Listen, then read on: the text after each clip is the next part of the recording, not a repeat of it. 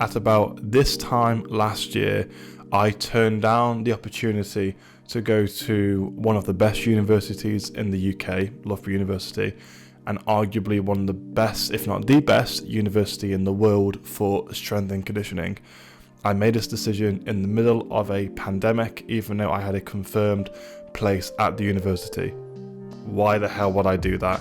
So this video is going to be just discussing why I made that decision to switch from strength and conditioning into physiotherapy, and also at the same time therefore describing what things about physiotherapy drew me to that career path, and so therefore what are my favourite things about physiotherapy. So a lot of the things that drew me into physiotherapy are kind of relevant to a lot of occupations within medicine, but I'm sure my reasons for why I enjoy physiotherapy or why I'm drawn towards that career path will evolve as time goes on as I get more experience. But just to kind of lay out what both of them are, a strength and conditioning coach is kind of like a personal trainer, but they only coach elite athletes. So this could be England rugby, this could be working in the NBA, this could be working for a variety of sports teams or individual athletes, like, you know, whether that's Andy Murray in tennis, it could be a boxer like Tyson Fury, a range of athletes. A physiotherapist is someone who deals with someone post-injury usually, so either post-surgery or post-injury or post-surgery after the injury.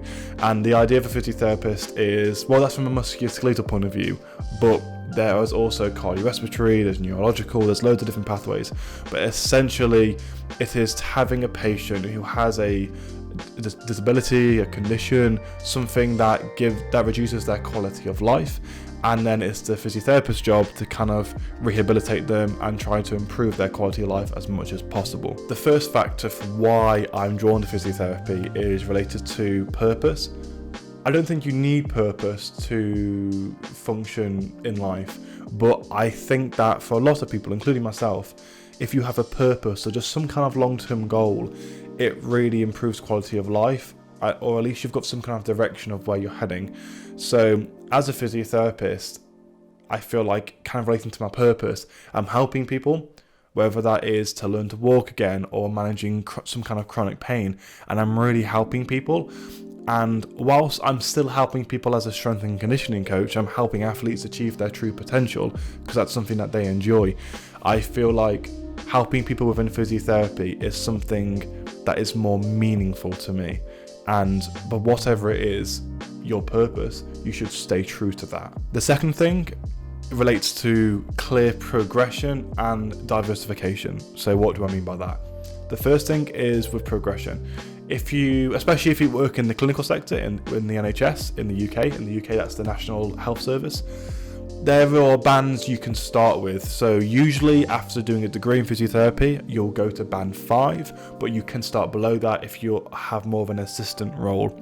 I believe it goes up to band 8, band 8A, B and C. I believe A and B is like a consultant / specialist roles, or advanced scope practitioner as it's called, and then 8C is more of a managerial role.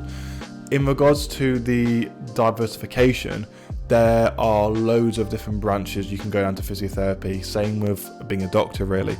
So as a physiotherapist, you can go into musculoskeletal, cardiorespiratory, you can work with children, you can work in the neurological department, you can work with orthopedics, etc, etc. There's so many different branches you can go down to physiotherapy, and also location. If you don't want to work in the clinical sector, if after like a few years you want to work private, that's fine.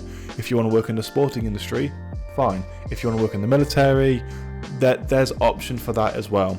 So not only is there a clear ramping of progression of skills and qualifications and stuff like that, which is nice to see, there's also different environments and different types of conditions you can treat depending on what motivates you and what you find interesting. The third factor for why I was drawn towards physiotherapy was the people that I'm likely to work with. So similar to a lot of roles within medicine, the people you're going to be working with are positive, empathetic, because otherwise they wouldn't really be in medicine if they weren't empathetic and they do want to help people. So therefore, I don't think it's far-fetched to say that the practitioners you'll be working with will be empathetic and positive and just nice to work with, or at least compared to other professions. And that is a big factor because you're going to be spending a lot of time with these other practitioners. So I feel like that is still a big factor for why I wanted to go into physiotherapy. Kind of going towards more of the strength and conditioning side, instead of being drawn towards physiotherapy, which is important, I was also kind of pushed away from strength and conditioning. I was really motivated to do it, and I really tried. I slaved away at getting a first class honours in my degree, which for me wasn't easy to get. And I did that to get into a university like Loughborough for strength and conditioning. And, one of the things that really put me off for going into S&C is the state of the industry.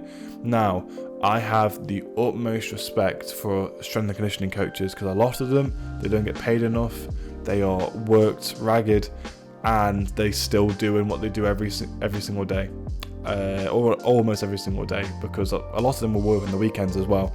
So they're not paid a lot and they will work their socks off, and so I really have a lot of respect for them. But for me personally, I feel like I can work as a physiotherapist while still working hard, but based on what I've seen from both industries, I feel like if you work in the NHS, they'll have a bit more respect of you as a practitioner in regards to having just time off work and having more structured hours with work. And yes, there'll be time when you're working overtime, that's just life, but compared to strength conditioning, there seems to be a really big discrepancy between supply and demand of S&C coaches, and so therefore you've got job applications going off where it's a 13k a year salary for a postgraduate bilingual S&C coach, and when you see that, it's just like, what? Like, I'm not saying money is everything, but you've got to be able to put food on the table. And for me, that kind of diversification and progression that I mentioned before with physiotherapy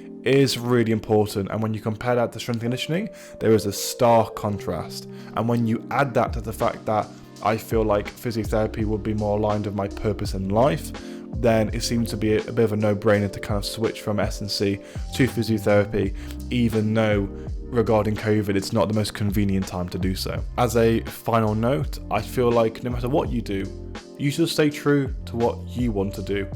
No matter what your friends think is cool, no matter what your parents push you to do what you want to do. And if you change your mind about what you want to do halfway through and you got to do that, then you got to do that. Dust yourself off and keep on going. There's a famous saying by someone called Naval Ravikant, and he said that specialization is for insects. And I really like that because it just kind of shows that you can do one thing for 5 to 10 years and then you can either add another side hustle or you can change what you want to do. That's fine, because at the end of the day, it might sound quite deep, you are going to be the only one on your deathbed thinking about your life and the decisions that you made.